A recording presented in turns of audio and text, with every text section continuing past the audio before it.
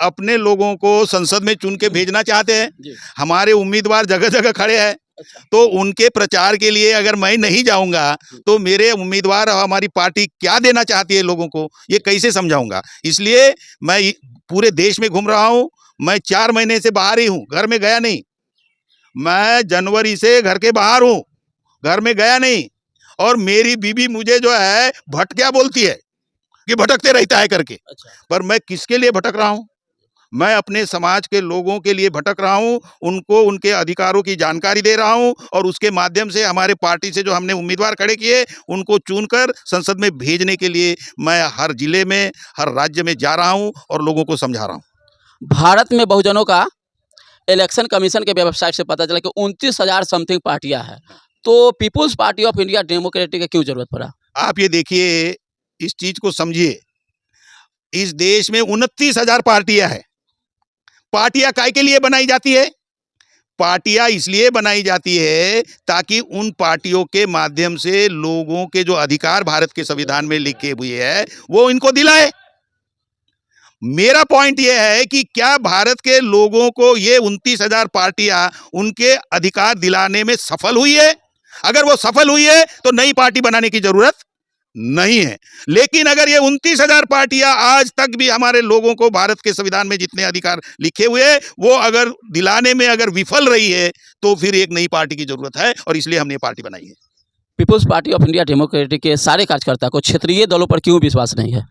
ये इसका मुख्य कारण है कि ये जो क्षेत्रीय दल है, ये क्षेत्रीय दल जो राजनीति करना चाहिए वो क्षेत्र तक सीमित करते हैं और जब राष्ट्रीय स्तर की बात आती है तो हमारे जो वोट आप उनको देते हैं, उनको चुन कर लाते हैं और दिल्ली में जाके दूसरे लोगों को बिठाते हैं। हम देते हैं हमारे लोगों के कल्याण के लिए, ताकि हमारा समाज का आदमी इस देश का प्रधानमंत्री हो, हमारे समाज के लोग इस देश के भिन्न भिन्न मंत्री पद पे हो, ताकि फिर हमारे समाज के लोग हमारे लोगों का कल्याण के लिए वहां काम करेंगे। लेकिन जितनी भी क्षेत्रीय पार्टियां हैं, ये क्षेत्रीय पार्टियां दिल्ली में जाके जो ब्राह्मणवादी पार्टियां है कांग्रेस और बीजेपी उनके साथ दोनों को आप बोल रहे हैं कि ब्राह्मणवादी पार्टी है। यहाँ तक के जो मूल निवासी लोग हैं वो तो ज्यादातर कांग्रेस पे अभी विश्वास कर रहे हैं। नहीं, मूल निवासी लोग कांग्रेस में विश्वास कर रहे हैं, इसका मतलब ये नहीं कि ये उनकी पार्टी है, ये उनका अज्ञान है। ये तो मैं आपको ये बताऊं, अभी मेरे इस मोबाइल में है, डॉक्टर अंबेडकर ने पहला इलेक्शन जब हुआ, पहला इलेक्शन 1951 में हुआ और पटियाला में 29 अक्टूबर 1951 में पटियाला में बाबा साहब ने भाषण दिया है। उस भाषण में ये कहा है कि इस देश के शेड्यूल कास्ट, इस देश के शेड्यूल ट्राइब, इस देश के अदर बैकवर्ड क्लासेस के लोग अगर ब्राह्मणों से मिलकर पार्टी बनाते हैं तो फिर और ऐसा सोचते हैं कि उनके साथ पार्टी बनाने से हमारा कल्याण होगा, तो ये उनकी भूल है, ऐसा भाषण में कहा और लिखा हुआ है।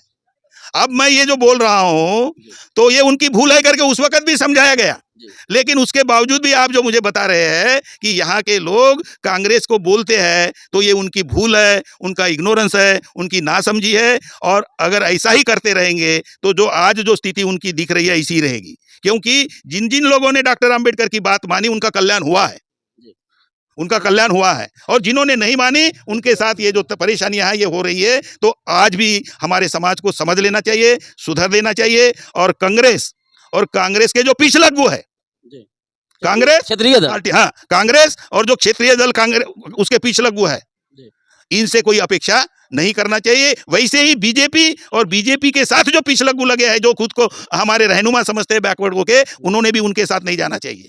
और ऐसे लोगों से जनता ने सतर्क रहना चाहिए और अपने सही प्रतिनिधि यहाँ से चुन के भेजना चाहिए, इस मत के हम हैं। दो पार्टी के आप नाम ले, बीजेपी और कांग्रेस। राष्ट्र में तो, भारत में तो 2 ही पार्टी राज किया अब तक। थर्ड फ्रंट कब तैयार होगी? देखिए, थर्ड फ्रंट किस लिए तैयार नहीं हो रहा है? आपके राज्य में 2 पार्टियां हैं, एक की 2 बनी, पहले एक ही थी, जनता दल एक ही थी, फिर जनता दल का जेडीयू बना और एक आरजेडी बना। ऐसा क्यों हुआ? ये हुआ परिवारवाद का कारण। नहीं, ये परिवारवाद का कारण नहीं हुआ। बिखराव का कारण क्या हो सकता है? हाँ, मैं बताता हूँ, बिखराव का कारण भी बताता हूँ क्या होता है। अगर आदमी अपने समाज के प्रति प्रतिबद्ध नहीं है, अपने समाज के हित के लिए प्रतिबद्ध नहीं है और उसका विजन जो है करप्ट होके लालू क्यों नेता रहेगा, मैं भी कुछ कम हूं क्या? ये जब भावना पनपती है हर व्यक्ति में, जब ये भावना पनपती है कि मैं उससे कम हूं क्या, जब ऐसा मतलब उसका विजन जो है शिफ्ट हो गया। पहले विजन कहा था उसका, पहले विजन था हमारे लोगों का कल्याण करना चाहिए, और फिर शिफ्ट कहा हुआ, फिर मेरा क्या होगा, फिर तो लालू ही बना रहेगा, तो फिर मेरा क्या होगा। इसका मतलब ये लोग सेल्फिश है। सेल्फिश को हिंदी में क्या कहते हैं मुझे शब्द याद नहीं आ रहा है, स्वार्थी लोग, मतलबी लोग हैं। ये मतलब की वजह से, अपने स्वार्थ की वजह से इतनी सारी ढेर सारी पार्टियां बना के बैठे हुए हैं, अन्यथा इनका समाज में कोई, समाज के हित में कोई, इसलिए पार्टियां ज्यादा बनती है। आप पहला मैनिफेस्टो क्या होगा जब peoples party of India democratic launch करती है भारत में? मैनिफेस्टो का पहला लक्ष्य क्या है? इसमें हम 3-4 चीजें उनको देने वाले हैं, किनको? हमारे समाज को, पूरे भारतीय समाज को, और उसमें जिसके पास कम है उसको ज्यादा। भारत के देश में गैर बराबरी अगर मिटानी है तो जिसके पास कम है आज की तारीख में उसको ज्यादा देंगे, जिसके पास नहीं है, जिनके पास नहीं है उनको तो और ज्यादा देंगे। अच्छा, जिनके पास नहीं है उनको ज्यादा, जिनके पास कम है उससे थोड़ा कम लेकिन ज्यादा। बराबरी लाने का तरीका यही है। अगर इस देश में, भारत के संविधान में बराबरी की व्यवस्था लिखी है तो जिसके पास कम है उसको ज्यादा दो, जिसके पास नहीं है उसको और ज्यादा दो, और जिनके पास ज्यादा है उनको कम दो। ऐसा नहीं है कि भारत का संविधान इस देश के त्रैवर्णिक लोगों को नहीं लिख, भारत का संविधान इस देश के हर नागरिक को देना चाहता है जी। वो ब्राह्मणों को भी देना चाहता है, अच्छा, वो क्षत्रियों को भी देना चाहता है, जी। लेकिन कितना, संख्या के अनुपात में, और बराबरी लाने के लिए मतलब जिसके पास ज्यादा है उसको कम और जिसके पास कम है उसको ज्यादा। एक उदाहरण देके मैं समझाना चाहता हूं आप लोगों को। एक देखिए, यहाँ यादव रहते हैं जी, अच्छा, या तिवारी भी रहते हैं जी, अच्छा, तो तिवारी के पास 15 रुपए है और यादव के पास 5 रुपए है। अब ये भारत का संविधान दोनों को देना चाहता है और बराबरी लाना चाहता है। तो भारत का संविधान जो तिवारी है उसको दिया 5, कितना हुआ, पहले कितना था उसके पास? 5 था। अरे तुम सुन नहीं रहे हो, बराबर 15 था, तिवारी के पास 15 था, और बराबरी लाना चाहता है भारत का संविधान, तो उसको दिया 5, तो कितना हुआ उसके पास? 20 हुआ। और यहाँ जो यादव है उसके पास कितना था? 5, तो उसको दिया 15, तो कितना हुआ? बराबरी आई कि नहीं? ये समानता चाहती है, ये समानता भारत का संविधान चाहता है, और ये इसी ढंग से ला सकते हैं। तो इसलिए भारत की तिजोरी में जो directive principles of state policy है उसके तहत जो नीतियां बनानी है वो नीतियां इस ढंग से बनाएगी ये party, peoples party of India इस ढंग से नीतियां बनाएगी ताकि अल्टीमेटली इस देश में समानता आएगी। कांग्रेस का कहना है कि ये 2024 भारत का आखिरी चुनाव है, और आने वाला 2024 के बाद जब सरकार बनती है भारतीय जनता पार्टी के, तो संविधान और अधिकार यहाँ से खत्म कर दिया जाएगा। ये जो है, जैसे मोदी ने जुमला फेंका, अच्छा, वैसे कांग्रेस जुमला फेंक रही है। कांग्रेस इस इलेक्शन के बाद खत्म होने वाली थी, अच्छा, और इस इलेक्शन के बाद खत्म होने वाली थी तो उनके जीने मरने की समस्या थी, और इसलिए जो हमारा एजेंडा है, हम पिछले 1978 से हम लोगों की मांग कर रहे हैं। हम लोग ये मांग कर रहे हैं कि ओबीसी की जनगणना होनी चाहिए। बिल्कुल, कांग्रेस का राज था तब से, कांग्रेस ने क्यों नहीं किया? अब बोल रही है हम करेंगे। जो हम बोल रहे हैं 40-45 साल से हम बोल रहे हैं कि वो करो। क्यों करो? क्योंकि अगर इस देश की संपत्ति में हमारा बराबरी का अधिकार है तो हमको कितना मिलना चाहिए, हमारी जनसंख्या के अनुपात में मिलना चाहिए। तो हमारी जनसंख्या कितनी है ये करो करके बोल रहे कांग्रेस के जमाने से। न कांग्रेस ने किया, न बीजेपी ने किया, और बीजेपी वाले तो हम करेंगे ही नहीं बोल रहे, कांग्रेस ने तो किया ही नहीं।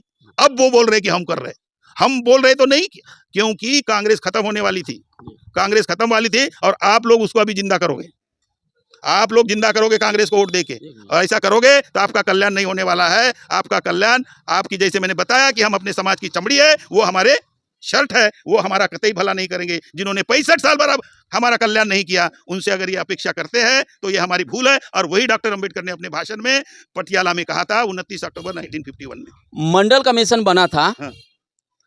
बहुजनों के, यानी ओबीसी को आरक्षण के लिए। हाँ। तो मंडल कमीशन का विरोध किसने किया था, किस पार्टी ने? मंडल कमीशन का विरोध बीजेपी ने कमंडल करके शुरू करके, बीजेपी ने कमंडल शुरू किया। 91 में किसकी पार्टी थी? वही मैं बोल रहा हूँ कि 91 में तो कांग्रेस सत्ता में आई। वही तो बोल रहा है कि कांग्रेस ने विरोध तो पहला कांग्रेस ने किया था। नहीं तो अरे कांग्रेस ने उसके पहले नहीं किया था भाई। जब मंडल की प्रक्रिया चल रही थी, और मंडल की प्रक्रिया जब चल रही थी तो उसको काउंटर करने के लिए कमंडल चलाया गया।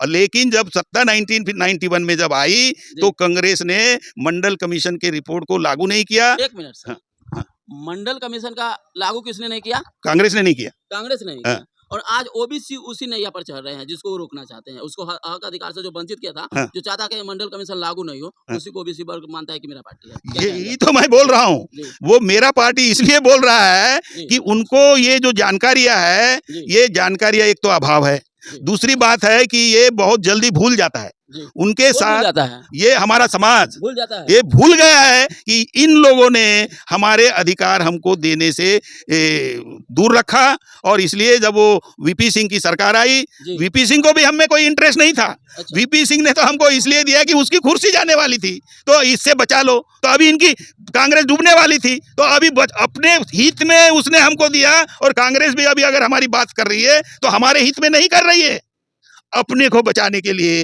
वो ये कांग्रेस कर रही जो मरने वाली थी। हाँ, तो हाँ, और इसलिए अगर कांग्रेस से आज भी अगर हम ये अपेक्षा करते हैं कि वो हमारे अधिकार दे देंगे, बड़ा अच्छा मैनिफेस्टो लिखा, भूल जाओ, क्योंकि कांग्रेस और बीजेपी अलग अलग नहीं है, वो त्रैवर्णिक लोगों का ही प्रतिनिधित्व करती है। दोनों और नदी के दो धारा लीजिए है, भाई, और बोल सुन रहे हैं कि लीजिए, एक है, बोल रहे हैं अरे नहीं। आप सुन लीजिए, पूरा करने दीजिए मेरी बात को। जी जी हाँ, मेरी बात को पूरा जी करने जी दीजिए। ये दो अलग अलग नहीं है, और ये दिखाई देता है हमारे लोगों को पकड़ने आंख के ऊपर, क्या वो धृतराष्ट्र जो है ना, ऐसी पट्टी लगी हुई सारा है। लग गया। हाँ, पट्टी लगी हुई है, वो इधर के उधर जा रहा है, बंदर जैसे इधर से अभी चल रहा है उनका, कभी इधर तो कभी उधर। वही लोग। तो वो अलग अलग नहीं है, वो लोग जो है सत्ता के साथ रहना चाहते हैं।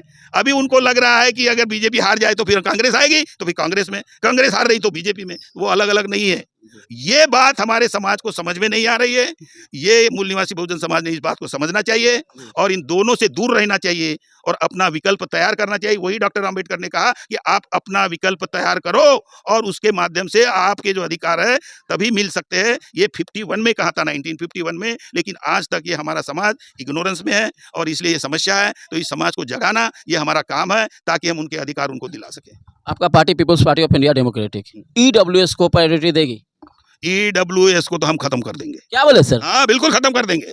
ईडब्ल्यूएस खत्म कर दीजिएगा? अरे हमारी सत्ता तो आने दीजिए। अच्छा ईडब्ल्यूएस जो है, जी। इकोनॉमिकली वीकर सेक्शन को जो उन्होंने दिया है, हमको एक्सक्लूड करके दिया है। ये संवैधानिक है? ये असंवैधानिक है, इसलिए, लेकिन उन्होंने तो अभी सुप्रीम कोर्ट ने बोला संवैधानिक है। जी ये असंवैधानिक है, जी। क्योंकि इकोनॉमिकली वीकर सेक्शंस का मामला नहीं है, ये मामला है प्रतिनिधित्व का। जी। जी, पार्लियामेंट में किसका प्रतिनिधित्व बराबर होना चाहिए, क्योंकि ये प्रातिनिधिक सरकारें होती है। डेमोक्रेसी का मतलब है प्रातिनिधिक सरकारें। जी। तो प्रतिनिधि हमारे पार्लियामेंट में भी होने चाहिए, और प्रतिनिधि हमारे एग्जीक्यूटिव में, मतलब सरकारों में भी होने चाहिए, और जो ब्यूरोक्रेसी है उसमें भी हम बराबरी का हिस्सा होना चाहिए। तो जो ऑलरेडी 70% लोग जो है, जो लोग सतम, ये अभी मेरे पास डाटा है, पूरा ब्राह्मणों से भरा हुआ है, पूरी प्राइम मिनिस्टर सेक्रेटरी ब्राह्मणों से भरी है, प्रेसिडेंट की सेक्रेटरी ब्राह्मणों से भरी हुई है, और वाइस प्रेसिडेंट की सेक्रेटरी ब्राह्मणों से भरी हुई है, और ब्यूरोक्रेसी में ये 90% तक लोग हैं, 99%, 90% तक उन लोगों को ईडब्ल्यूएस के नाम से फिर से 10% दिया है। तो ये बदमाशी नहीं तो और क्या है। सत्ता उनके हाथ में, उसका वो इस्तेमाल करते हैं। सुप्रीम कोर्ट के जजेस भी वही बैठे हुए, इसलिए उसको संवैधानिक बोल देते हैं। तो हम इसको खत्म कर देंगे। 1 मिनट सर। कॉलेजियम सिस्टम, हाँ। हमारे लोग जज क्यों नहीं बन रहे हैं सुप्रीम कोर्ट के? ऐसा है, कॉलेजियम सिस्टम के बारे में मैंने 2016 में पत्र लिखा प्राइम मिनिस्टर मोदी को। आपने लिखा? मैंने लिखा, और मैंने ये कहा कि जो आर्टिकल 124 है, 124 आर्टिकल है संविधान का, उसमें ये लिखा है कि हाई कोर्ट के और सुप्रीम कोर्ट की जजेस की नियुक्ति करने वक्त जी वो उसको कंसल्ट करेगा। कौन उसको कंसल्ट करेगा? सुप्रीम चीफ जस्टिस को कंसल्ट करेगा प्रेसिडेंट ऑफ इंडिया। जी अब ये प्रेसिडेंट ऑफ इंडिया कंसल्ट करने का मतलब ये है कि वो पूछेगा कि भाई इन लोगों को मैं जज बनाना चाहता हूँ। कौन बोलेगा ऐसा? प्रेसिडेंट बोलेगा, ये लोग हैं, इनको मैं जज बनाना चाहता हूँ। और वो पूछेगा कि इसको बनाना चाहिए नहीं बनाना चाहिए, कंसल्ट करके। तो वो कंसल्ट करने का मतलब वो जो बोलेगा जज, चीफ जस्टिस, वो प्रेसिडेंट के ऊपर बंधन कारक नहीं है। समझ लीजिए, मुझे मेरी लड़की की शादी करनी है, ये समझाने के लिए बता रहा हूँ। मुझे मेरी लड़की की शादी करनी है, और मैं आपसे पूछा कि भाई वो एक लड़का देखने आया था, तो उस घर में मैं अपनी लड़की को ब्याहूं या नहीं ब्याहूं, तो आपने बोला नहीं ब्याहो, तो क्या मेरे ऊपर बंधन कारक है क्या? नहीं। इसका मतलब होता है कंसल्टेशन। लेकिन सुप्रीम कोर्ट में जो जजेस बैठे हुए हैं, उन्होंने उसका इंटरप्रिटेशन किया है कंकरेंस। कंकरेंस मतलब आप जो बताओगे वो अब मुझे मानना पड़ेगा। तो ये सुप्रीम कोर्ट के जजेस ने जानबूझ के बदमाशी करके गलत इंटरप्रिटेशन किया, जबकि कंसल्टेशन शब्द और कंकरेंस शब्द, जब बाबा साहब ने भारत के संविधान में जब कंसल्टेशन शब्द के ऊपर जब दूसरे लोगों ने आपत्ति जगाई, जो मेंबर थे हाउस में, और उन्होंने बोला कि ये कंसल्टेशन की जगह कंकरेंस शब्द लिखना चाहिए, तो बाबा साहब ने कंकरेंस शब्द को रिजेक्ट किया और ये कहा कि चीफ जस्टिस ऑफ इंडिया जो है ये भी हमारे जैसा एक आदमी है, और एक आदमी में जो मतलब वीकनेसेस रहती है वो उस जज में भी रह सकते हैं, और इसलिए उसमें अगर वो वीकनेसेस है तो इस देश के लोगों के साथ वो न्याय करेंगे, इसका कोई भरोसा नहीं है। और इसलिए ये अधिकार जो है चीफ जस्टिस को नहीं देना चाहिए, ये अधिकार सरकार के पास होना चाहिए। अब सरकारें भी हमारे लोगों को नहीं लग रही, क्योंकि वो भी वैसे ही सोचते हैं, लेकिन हमारी सरकार आती है तो फिर कौन जज बनेंगे, फिर तो हमारे लोग रहेंगे ना जज। तो ये जानबूझ के ऐसा हो रहा है, तो वो जो कॉलेजियम की जो व्यवस्था है ये भी गैर कानूनी है, लेकिन क्योंकि वहाँ जो लोग बैठे हुए हैं वो लोग उच्च वर्णीय हैं, और वो उनके हित में सुप्रीम कोर्ट की जो व्यवस्था है, जो इंस्टीट्यूट है, उसका गैर इस्तेमाल कर रहे हैं। आने वाले समय में पीपीआईटी किस क्षेत्रीय दल के साथ गठबंधन करना चाहेगी? हमारी पार्टी किसी भी क्षेत्रीय दल के साथ गठबंधन नहीं करना चाहेगी। क्यों नहीं करना चाहेंगी? क्योंकि ये जो क्षेत्रीय पार्टियां यही हमारा काम कर लेते तो हमको पार्टी बनाने की जरूरत ही नहीं थी। अच्छा, हम क्यों बनाते? हमारे पास ज्यादा का समय है क्या इस बुढ़ापे में? ये लोग नहीं कर रहे हैं इसलिए पार्टी बनाई, तो उनके साथ गठबंधन करके हम क्या करेंगे? हम किसी के साथ गठबंधन नहीं करेंगे, हम स्वतंत्र रूप से लड़ेंगे। तो देख सकते हैं कि बीडी बोरकर साहब है, इनका कहना है कि ईडब्ल्यूएस और कॉलेजियस सिस्टम दोनों गैर संवैधानिक है, और ये यहाँ के चालाक वर्ग अपने माध्यम से अपने फायदे के लिए रखा हुआ है, जो बहुजनों को पता ही नहीं है। हमारे लोग उच्च शिक्षा प्राप्त करते ही नहीं, इसलिए इसकी जानकारी नहीं है, और इसका खामियाजा हमारे समाज को ये भुगतना पड़ा कि आज तक सुप्रीम कोर्ट का जज सिर्फ भारत में मात्र 120 परिवारों के लोग तक ही सीमित है। करोड़ों के आबादी वाले देश में सिर्फ 120 परिवार के ही लोग जब जज बनेंगे तो आप जान सकते हैं कि न्यायालय कहाँ से मतलब मिल सकता है। तो ये थे बीडी बोरकर साहब, क्या इनको वीडियो देखे, क्या है आपका क्या है राय, कमेंट बॉक्स में जवाब दें। धन्यवाद, और हमारे चैनल को सब्सक्राइब करें। जय भीम, जय मुंगला। चला जाए 1 मिनट सर,